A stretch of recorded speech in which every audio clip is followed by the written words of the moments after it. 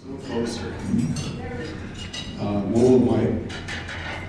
introduced myself to Blackfeet language because first and foremost, regardless if I'm home or on travel, participating in events around the country, I represent our people, I represent my family, and I want to do that in a positive way. And so I first introduced myself in a Blackfeet language.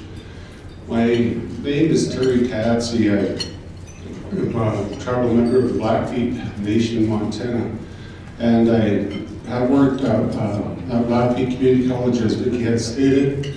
Worked there for 23 years in helping build their natural resource management programs there. So I get to sit in on a couple sessions and listen to Gary Halverson, Virgil Dupuy, and Nina Litzen, some individuals I worked with in the tribal college circles back in the day. I'm glad they're still doing well and doing good things for their respective areas that they work and people they work for. I just wanted to say that I'm honored to talk a little bit about our Blackfeet Water Compact. It's something that has been going on for the Blackfeet Nation since the 1970s, and it got more active in the 1980s. Something that happened in the state of Montana at that time, the federal government encouraged all Montana tribes to get into signing water compacts or negotiating water compacts. And there was a court case going on about that at the same time, and it was during the Reagan administration. And at that time, for the Reagan administration, they wanted a lot of the states to take control of tribal issues, basically. And so they made a decision, a court case set precedent for the tribes had to negotiate with the states to for their water compacts or water rights, water qualifications, and utilization. And so that kind of set the wheels in motion for a long battle for us. It's 35 years later from when that process took place to realizing the initial efforts of that next step that we need to take to do implementation. So in '83, we were asked to negotiate with the states. The process of meeting with the state of Montana began in 2005 very actively. It wasn't until 2009 that the state legislation passed our compact. And from then on, it went on to go to Congress, and instead of litigating, we chose negotiation.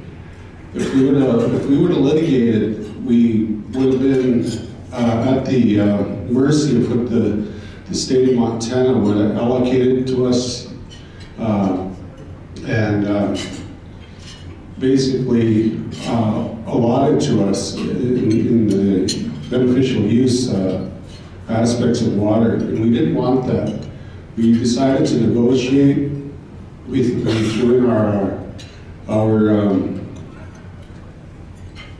treaty rights, and because our compact was based on the 1855 treaty for the tribe, that preceded a lot of the legal things such as a Winter's Doctrine and all those types of legislative actions that were taking place by the federal government.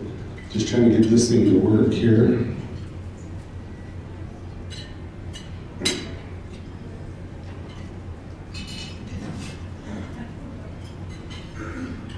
I think you fell asleep. Hopefully I don't put you to sleep.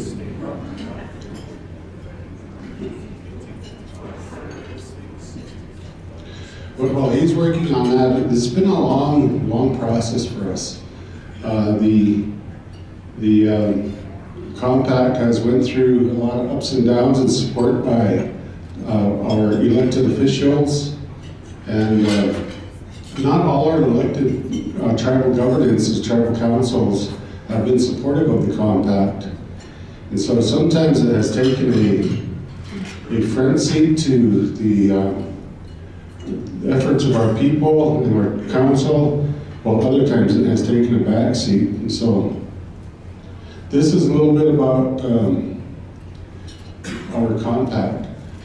And before I start with it, I want to share something with you, because as tribal people, there's something that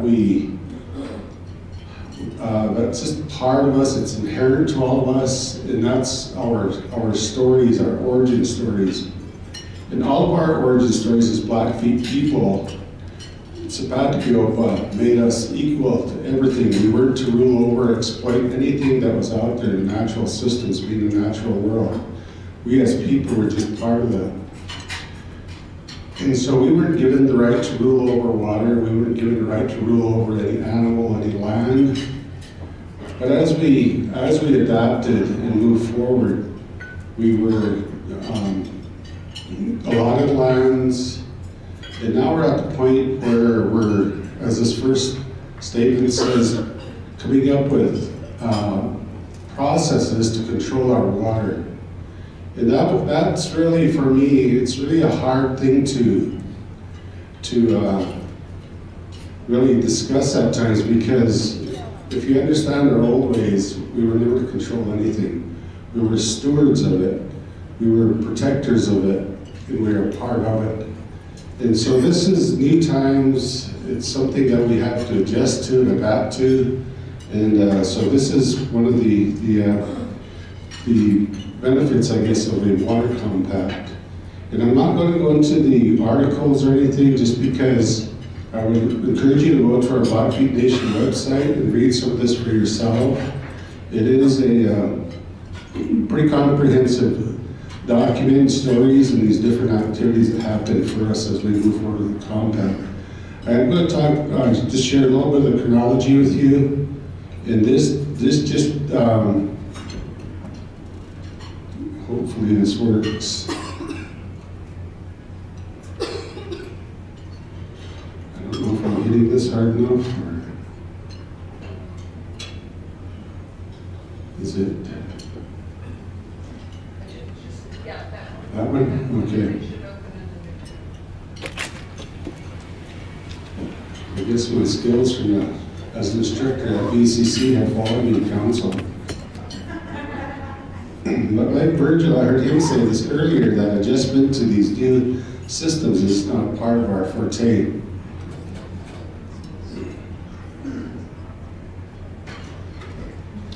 Okay, thank you. I'll use all the tea I can get. So you look a little bit at what happened in the 1970s, the same things that we were, U.S. files federal court water cases for all Montana tribes, something we talked about. In the 80s, U.S. Supreme Court decides in 1984 that the state of Montana has the right to determine the Indian water right in state court. And so those are some of the activities that happened in the 80s. In the 90s, negotiations falter with the state, motion to litigate Blackfeet water. We chose to negotiate instead of litigate. And that began in 1992.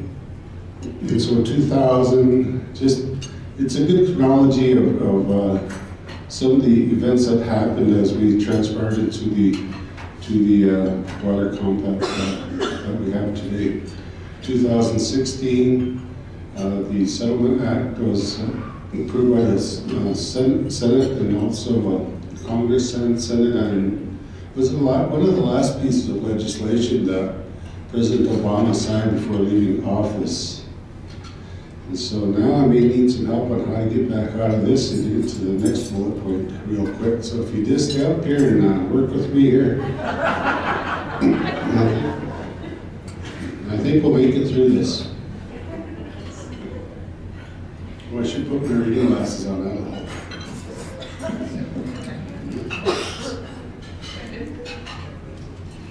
Okay, I forgot that we needed these things.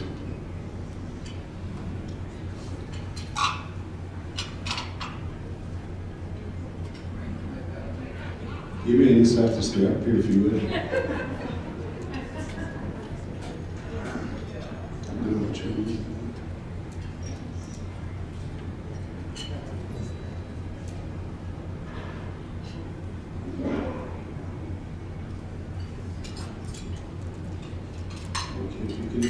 we all talk through it. A little bit about the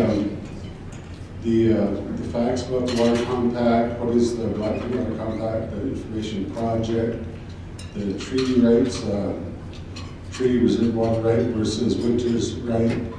And because ours was negotiated based on the treaty, preceding a lot of those other legislative activities and laws related to water.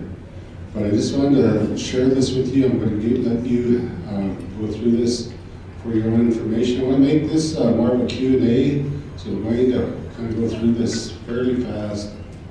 The thing I do want to show you is some of our activities that we're in the process of implementing now, and that's going to what is this?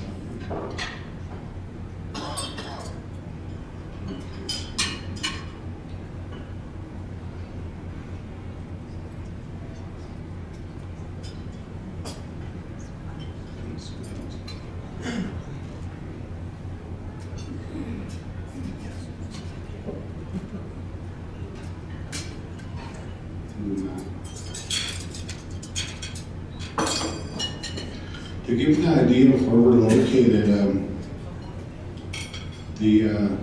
want to use this map here, and the basins that we had to work with was the St. Mary Basin, the Milk River Basin, Cut Bank Basin, Two Medicine Basin, Badger Creek Basin, Birch Creek Basin, and the boundary communities. This kind of shows a map of the reservation and some of the streams that we had to negotiate with.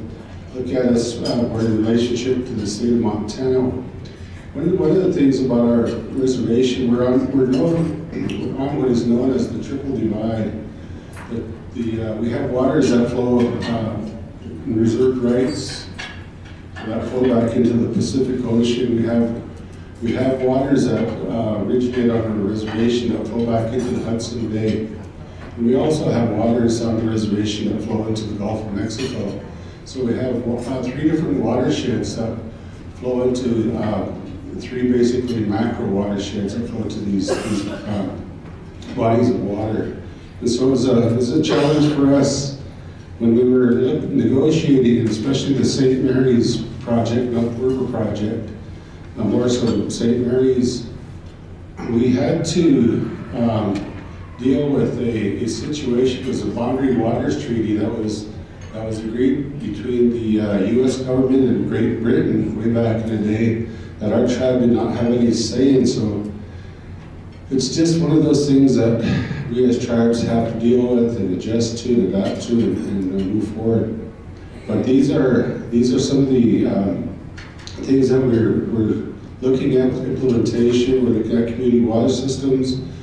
We live in an abundance of water, but the quality is a challenge for us. We're looking at new irrigation projects, irrigation improvements, the Four Horns pipeline. This is a unique one too, because the state of Montana did have some say in how much, and the federal government supported it, on how much water could come out of the Four Horn Birch Creek project and be used by off-reservation landowners.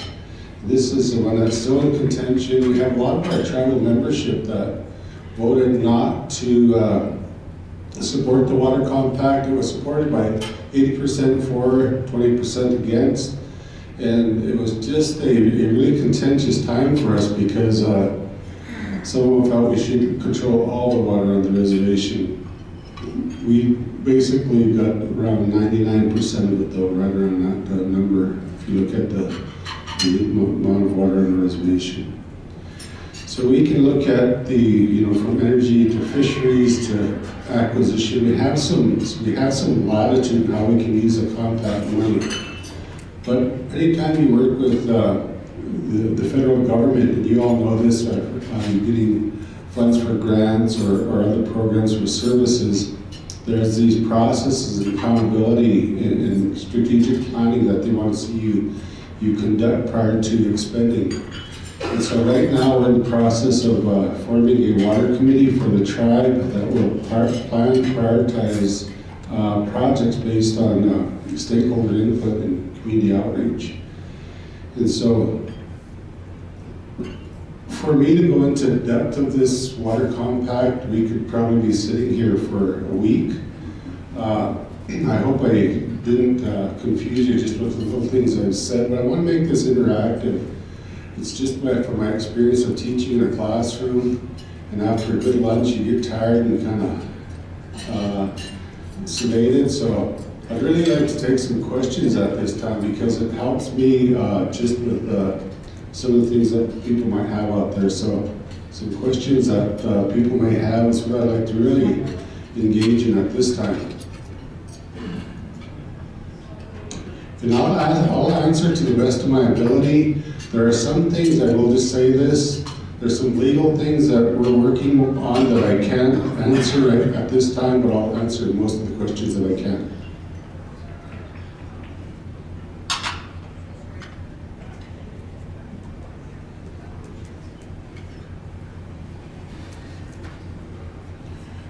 What is the life of water, the water compact, and is there a review period? Was there a waiver in sovereign immunity? The life of the water compact, there's what they call the statement of I can't remember off the top of my head, but if the date for us to have everything in place and be fully funded by the federal government is January of 2025. That is when technically when the funding is available to us. But there was legislation that was just passed a week ago where we can access 50% of those funds to do projects, but you still have to have that plan in place. You still have to have your priorities. They got to fall in line with your required projects, your mandated projects, and anything that you can do as far as discretion has to be pretty well outlined in the plan. And was there a waiver of sovereign immunity? We didn't feel we because of what was handed down through the court case that was done in the 80s. It could be looked at as a waiver of sovereign immunity because we had to go through the state process. That's something that we protect ourselves very well on, and as much as we can legally. But when the federal courts ruled against us in the state of Montana to be for that basically purpose of sovereign immunity and go through the state, that could be looked at as a limited waiver of sovereign immunity, but anything that goes into court has to be settled in a federal court, not a state or tribal court.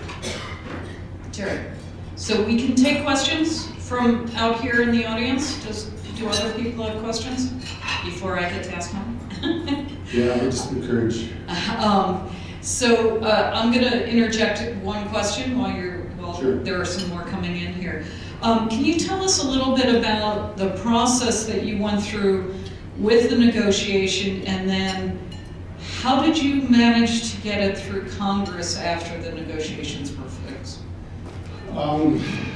This is very sharing with Vicki and Stacy before I came up here. For us to get it through Congress it was kind of a catch-22 for us as a tribe. There was elections going on in the state of Montana. We had the current Secretary of Interior, Ryan Zinke, running for Congress, and he was running against one of our tribal member descendants, Denise Juneau, who was raised on a reservation, part of the Blackfeet Nation. And for us as a tribal government, we couldn't publicly support Denise Juneau. We couldn't come out in any way and form say we support Denise over Ryan Zinke because of the reasons that were important for us. We had to stay neutral, and when Ryan Zinke got won the election and he got into to office in Congress, he pushed the compact for us. And because it was a Republican-controlled system at that time, we it was really hard for us. That was it was a very difficult, ugly time for our tribe, but we understood the politics of it, you know, and we had to do and stay neutral on the advocating on behalf of the police. So it's challenging for us. But Ryan Zinke did take the lead, pushed it through Congress, and then we went on to the Senate for approval. So there are more questions up here on the screen, or right in front of you. Yeah, why isn't the water sovereign as the land is sovereign? We do control and maintain the majority of the water, other than which was given up through the boundary treaty, and also for the Ponderay Canal. They have an acronym that is, but it's for the Ponderay users of our water system. That was negotiated.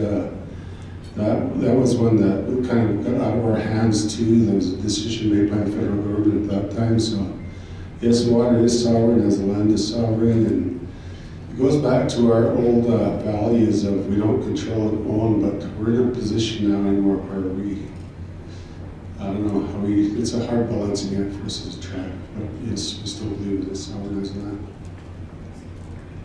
Second one, do you see signs of changing climate on the Blackfeet Reservation? What are the implications for the tribe? We just completed our climate change adaptation plan, and we see some changes. We see some movement in vegetation. We see some movement in where the different types of animals that weren't frequent to our reservation are starting to move in. We're seeing a lot of our gatherers that gather plants for medicinal purposes, ceremonial purposes, having to relocate. And so there's a lot of these things going on that are basically evidence that change is happening, and it's kind of a spooky time for all of us. What improvements are being made to your irrigation project? We're not to that point yet, but there are some deferred projects that were done as early as the 1920s. And because of deferred maintenance and some of the challenges that we're facing because of the soil type we have, we're pretty much a glacial till soil, not a lot of heavy clays. We do have a lot of seepage.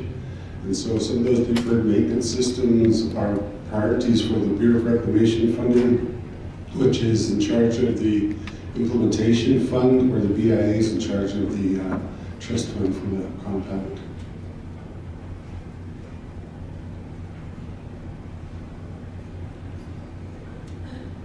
That is a tough question to answer, right?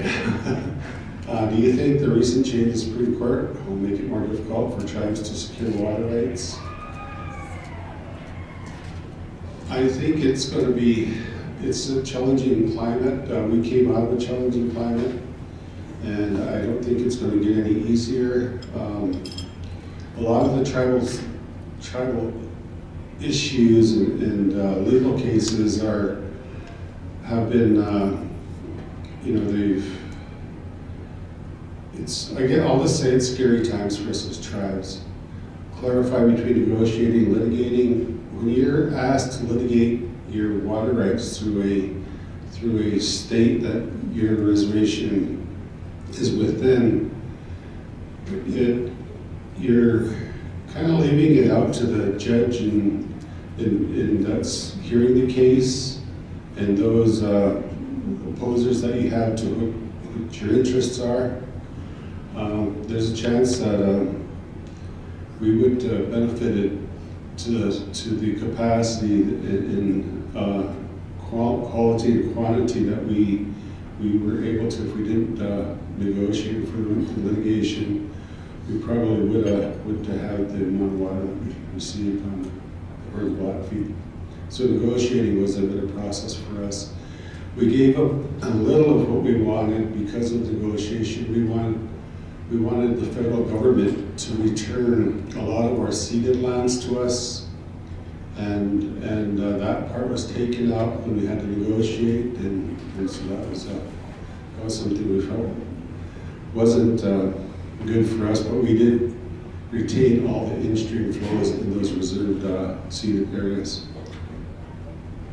I presume compact just as surface water does the tribe have adjudicated reclamation groundwater.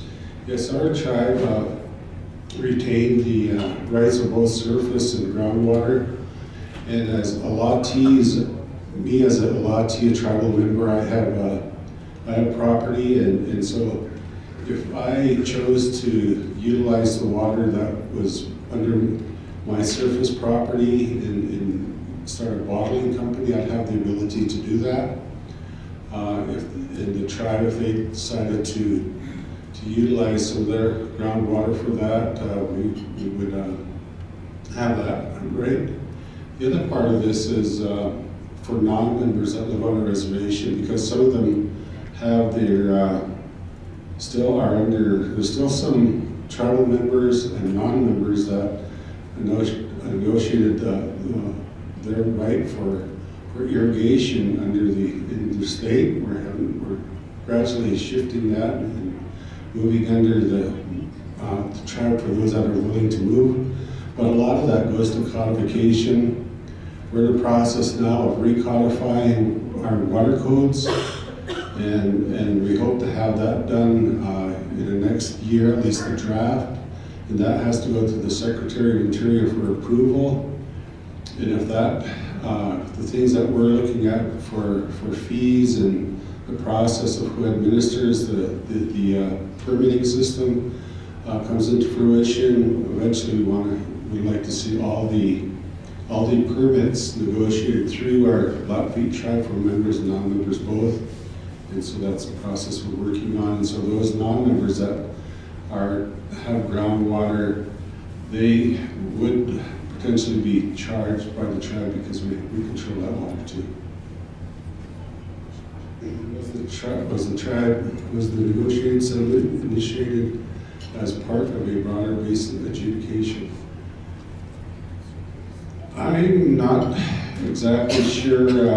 It was, because we did receive some allocations in Lake Alwell, which is east of us about 50 miles. It's a storage unit, and we received 45,000 acre feet of water from that particular basin. So our negotiations also included a thing that we have to take the next step on, and that's negotiating with the Fort Belknap tribes in Montana, because that's something that needs to be done.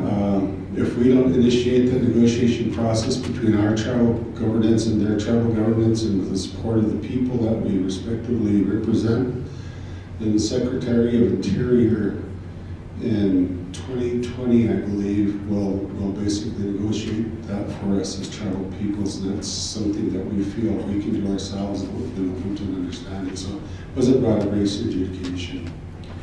What is the economic benefit for non-native communities? That's probably a little tougher one for me to answer, because they still have the ability, non-members, if we choose to put the infrastructure and deliver water from our reservation, which is the higher part of the elevation and gravity flow, to some of the non-native communities east of us, maybe we can deliver it with less cost. That would be one of the benefits versus where they're getting it now. They are getting water that's from a water plant that's treated, and they're pumping it back uphill basically. And with all its pump stations and all its delivery systems, it's increasing the cost of their water that they use. And so there's a potential benefit for them to buy water, support our infrastructure plan to deliver water maybe at a cheaper cost. So there could be some economic benefits in a constant source of water. Does the settlement give the tribe legal mechanisms to protect against off-reservation water? groundwater pumping that will impact the tribes' rates. That one, if it's off the reservation, that is a little bit more of a gray area for us. Right now, it's just surface water that we're dealing with for off-reservation water issues and rights and allocations. I don't know that the groundwater pumping has really been something that I know myself haven't been enlightened on, but I don't believe that off-reservation groundwater pumping is something that gives us mechanisms to protect against off-reservation water use. I don't know where that's at. I'd have to ask our legal advisor on that. What kind of economic activities does the tribe hope to pursue once infrastructure is in place and more deliveries arrive?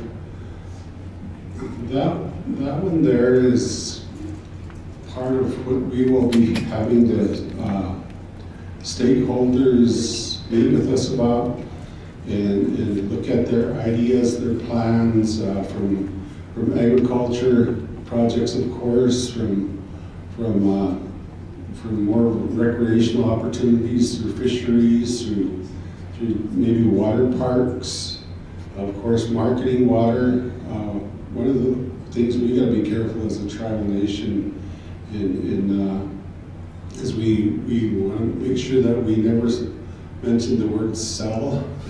We never want to put that word out there. We market our water, so there's potential for us to market bulk water to different geographies around the United States. California is very interested, and so there's opportunity there. There's also opportunity for us with some of our allocations in Lake Elwha to work with tribes downstream in the Missouri. And if there's a tribe in North Dakota, South Dakota, along the Missouri that wants to look at negotiating with us potentially for that water that we're not utilizing at Lake Elwha, that there's always that potential too for us for marketing. However, the new requests for water use processed and who approves them, that's where the codification is going to come in. We're going to have to amend our water codes, which our legal department's doing right now. And when that process is approved by the council of people and signed off by the secretary, we're hoping that all water permitting systems and all those processes will be approved through this new codification, codified, and everything will come through the tribe, the whole permitting system, so member, non-member uses will be handled by us. You mentioned you followed previous treaty rights and negotiations. Is there any aspect of the resulting compact that is better or innovative?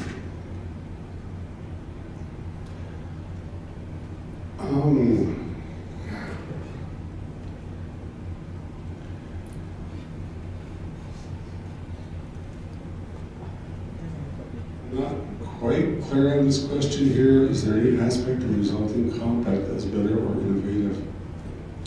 I guess for innovative purposes for us, retaining in-stream flows from Glacier National Park, from the Lewis and Clark, which is called the Badger to Medicine. For us, that was pretty innovative to make sure we retain those in-stream flows. And that was supported by the federal government once we put that language in there. I'm not sure how to answer that one. I guess the only way we're going to find out, time will tell if there was a better process that we could use and be more innovative. Right now, we don't know that. And one of the things I've been doing is I've been doing a lot of speaking in our public schools. And I've been sharing with the students in the schools. I said, myself, people that are currently working on this. We're not going to be the beneficiaries of this compact. It's going to be the children. It's going to be their children, their grandchildren, their great-great-grandchildren. So when we are setting up these priorities and these plans for implementation, we got to think way beyond ourselves. We got to think 5 to 7 generations into the future of what this could potentially mean for those generations. How are they going to benefit? How are they going to maintain, sustain these systems? And for us as tribal people, there's a responsibility that we have to our ways, our creations, and our maker of all things. And there's 3 words that I want to introduce to you that are part of our worldview of Blackfeet people. The first one is Spomit-Pixie. Spomit-Pixie means everything out there in the constellations. It means our relationship to the Big Dipper, our relationship to the Little Dipper, to the Milky Way, to the moon, to the sun. And we talk about this hydrologic cycle. It also means those clouds that come in and leave water for us. That's part of Spomit-Pixie. Spomit-Pixie means everything that's on surface. It means how do we take care and maintain the quality and integrity of these systems that are lakes, that are prairie potholes, that are flowing rivers. How do our plans address that as we're thinking through that as a people? The last word that represents our worldview is Spomit-Pixie. Spomit-Pixie represents everything that's underground, underwater. And the reason that's important for us is that the things that lived underground and underwater were our indicators of water quality and good stewardship. If you've seen certain types of what the beaver was doing, what the muskrat was doing, what the fish were doing, the different insects in the water, what they were doing, there were certain indicators that told us that it was good water. And we knew when to drink it as kids because we were taught those things. How does this plan go back, cycle back to that thing I first told you about at the beginning of this, and that we are not in control of the water, we are part of it. How does this plan, the controlling word that you see in that statement, go back into the management where we just are stewards of this water? We set up plans to help grow the things that we need to survive as a people in this contemporary world we live in, Western world we live in. But maintain how does that cycle back into those 3 things I just told you about, to that way of life, those values of life for us, for Spomit-Pixie, Pixie, and Sweet-Pixie.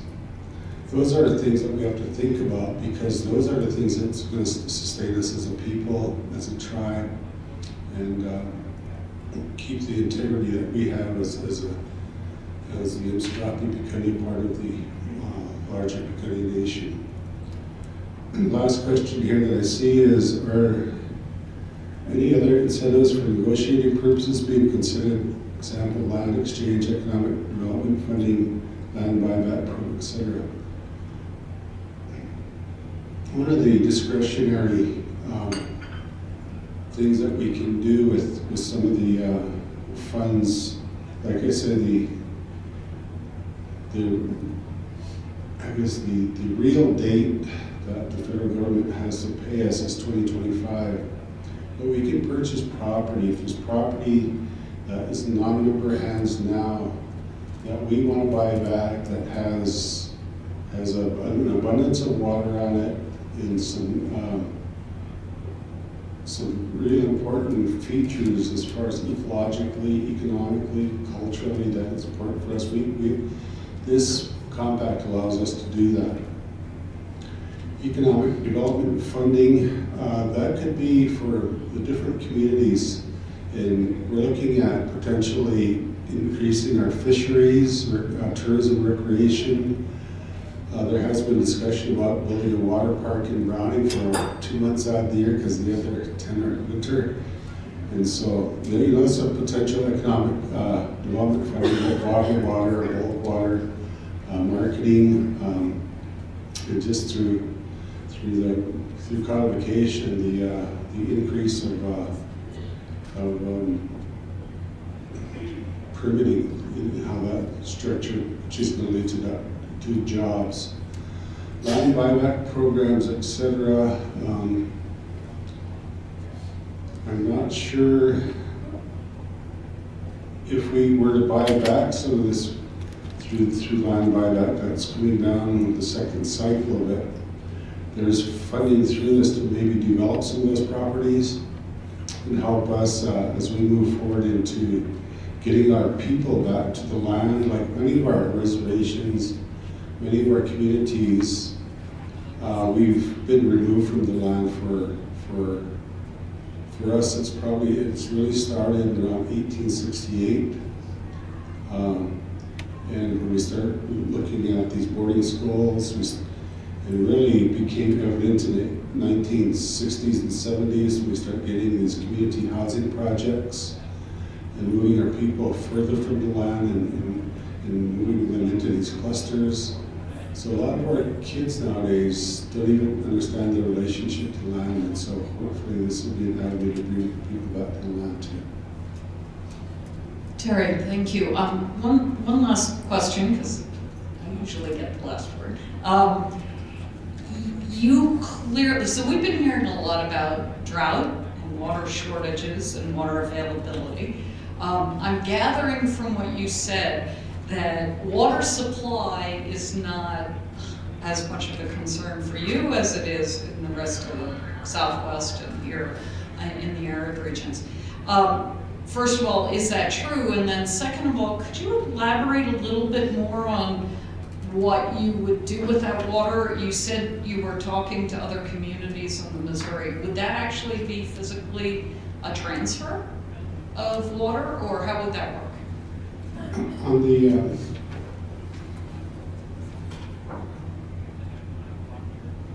I guess that's one that it's an idea. I'll answer your second question first. That's something that we'll have to take a look at, because that would have been an interstate transfer basically. And how does that really apply to tribes that are basically they have their sovereignty, and why can't tribes negotiate amongst each other for that resource? We're not sure on that. That's something we'll be pursuing and researching legally to see what that potential could be. And what was your first question again? So you're not concerned about water availability? Oh no, we are Supply. concerned about water availability. One of the things that we face as a tribe, and I don't know how it's impacting other tribes around the United States, but for agriculture purposes, we're seeing rates go up for our farm leases, for our agriculture range unit leases. We're seeing those escalate. And there are times of drought when we've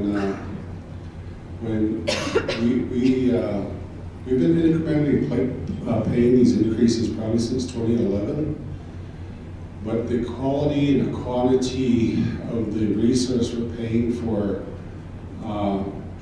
hasn't really increased as far as productivity in some cases.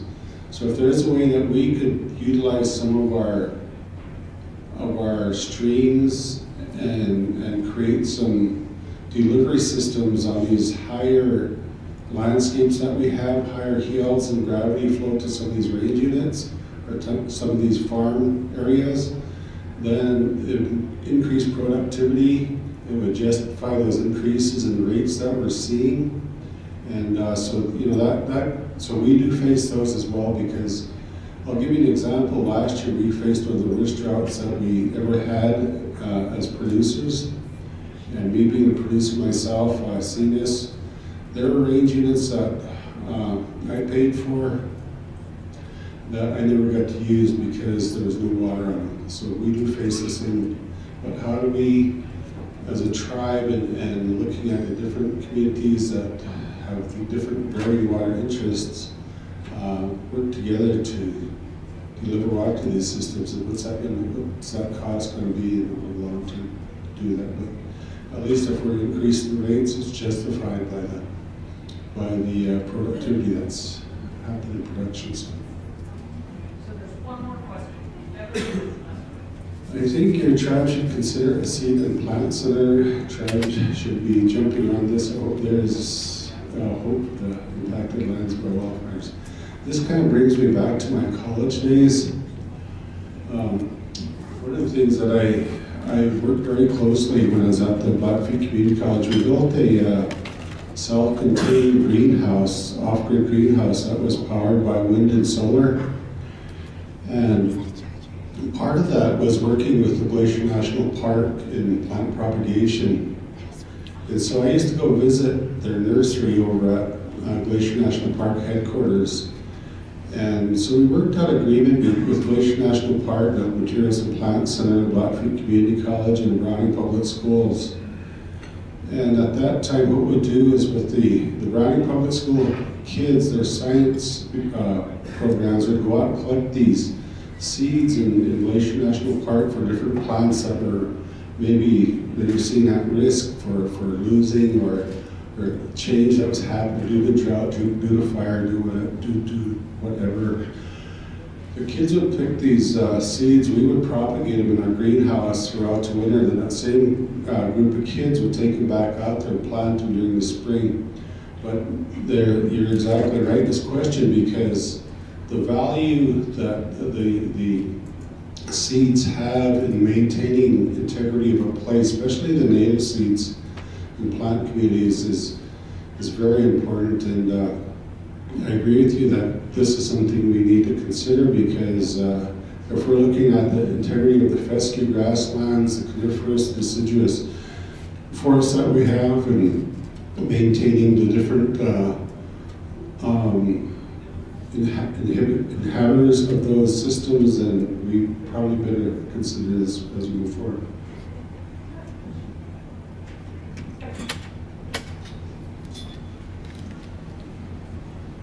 How much money did you guys get in your settlement, and how was that determined? Right off the top of my head, I'm going to say it's $467 million. But there's a lot of, it was based on cost associated with what the maintenance cost would be for those deferred systems that hadn't been maintained. I think some of them was built in the 1920s.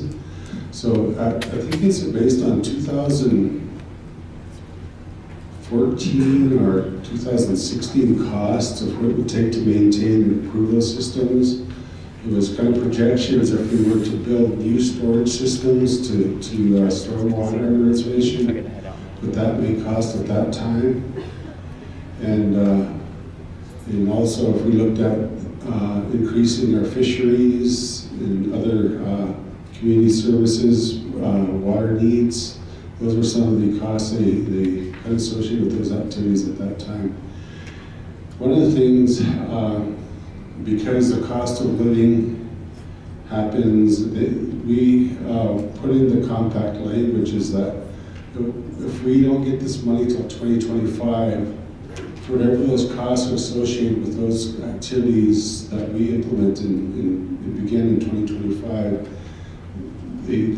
they won't use those 2014 costs, they will use that 2025 cost, so they're adjusted annually to our projects. And those funds come entirely from the U.S. government, not from the state of Montana, correct? There